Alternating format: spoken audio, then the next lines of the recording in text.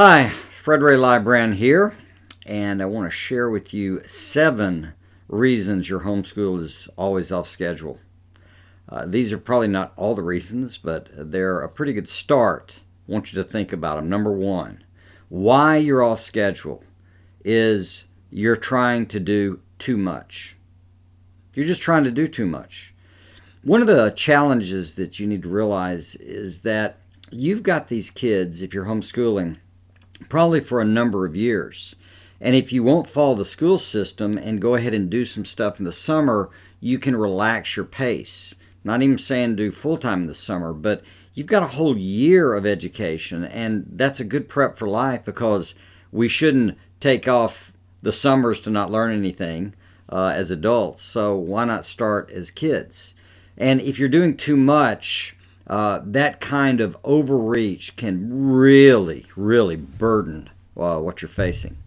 Number 2, would you subscribe to this channel if you find this stuff helpful? Maybe share it with someone else. We're just trying to get the message out. Number 2 reason your homeschool is always off schedule is that you're trying to do too little. You actually can get off schedule by trying to do too little. It's not challenging enough. There's this sweet spot. The studies have shown it in these little graphs, but the sweet spot is like not too easy and not too challenging. So it's too challenging, you get anxiety. If it's too easy, you'll tend to get bored. And so you want enough challenge in your homeschool in the game to make sure that we're really focused and getting some stuff done. It's similar to the principle: if you really want to get something done, ask a busy person, because busy people tend to get things done. So a lot of times we can do so little that we're behind schedule because we're hardly getting anything done due to the boredom factor. Number 3, every day is different. The third reason, honestly, that you might be off schedule in your homeschool is that you make every day different, like every day different. Now, I know in some of the creativity books they like that. However, there's a certain amount of routine that makes us sane.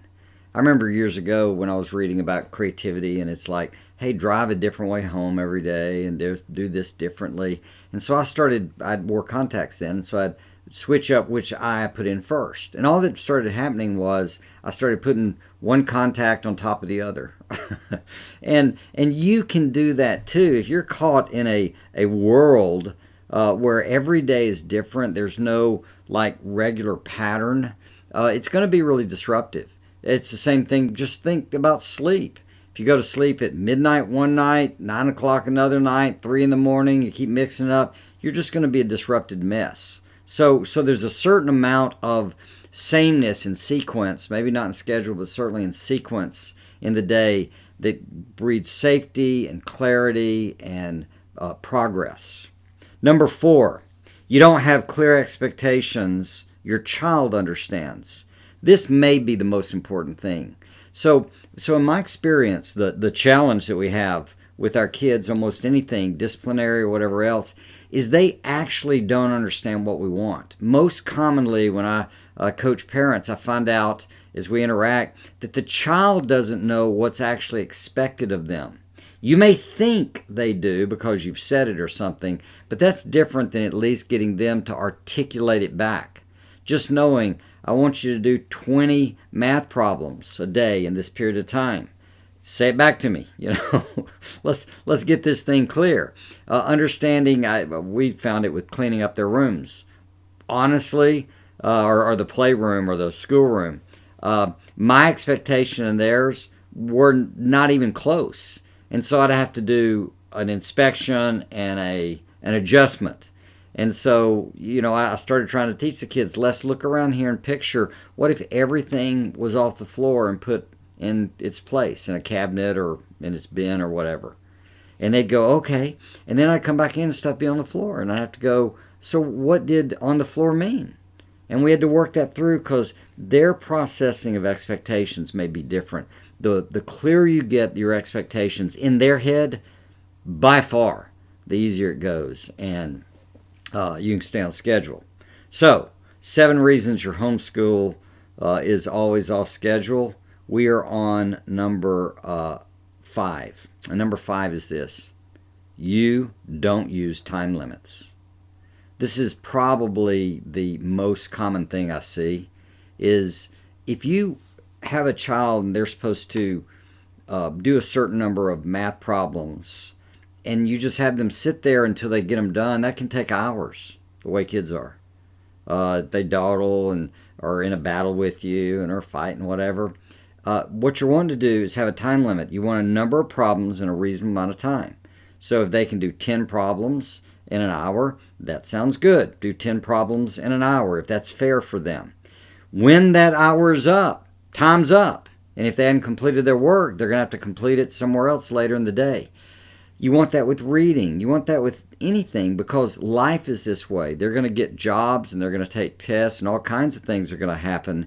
And they're going to be time limits. Football games, soccer games, all of them have time limits. That's how we work inside of this time-space continuum. We're stuck in it, so we have to work sequentially. And that's what time works out to be, changed in a sequence, right? So if you don't use time limits, I can almost guarantee you it's one of the big reasons you're off schedule. Number 6, it's too complicated.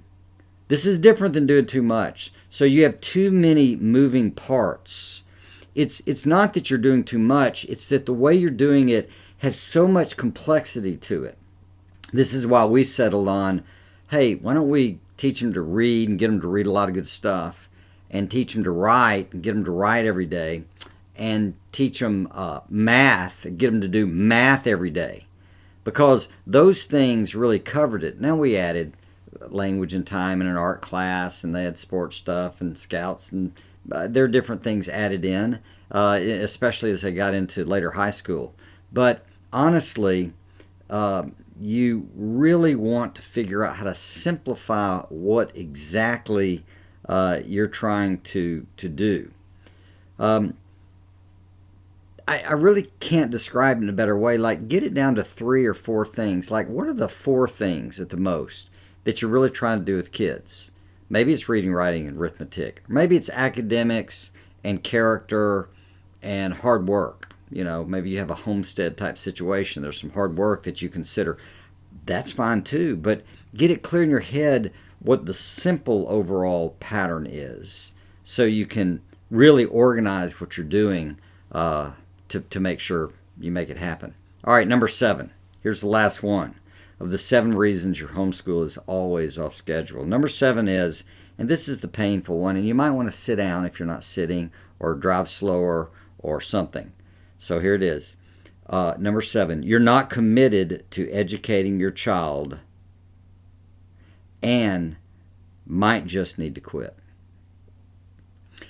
If you're not committed to your child becoming educated, that means they know how to think and function and learn, and I would argue teach themselves. They become truly an educated person. If you're not focused on that, if it's just about having a good time and being close and want to be with your kids or whatever else, they're not going to learn. You're going to be behind schedule. They're going to be behind. And this may not be suited to you. You might need to find another alternative, a co-op or school or something like that, because if I'm for anything, I am for education. And getting uneducated at home is not better than getting educated at school. It's not a superior game necessarily, because on some level, learning how to think and how to reason and how to interact with others and how to gain information from written word, those things are crucial. That's what education is, and that's what the idea of school is. So I just want to challenge you. This may not be you at all, but I know some people are there. You're not committed to educating your child, and you might just need to quit. Now, I would say before you quit, why don't you get committed to educating your child and watch what happens? Anyway, I hope these were helpful. Hope I wasn't too rough or tough. It's just a video. I'm not actually looking at you personally. But take these to heart and ponder them and see if you can't make some adjustments to get yourself back on schedule.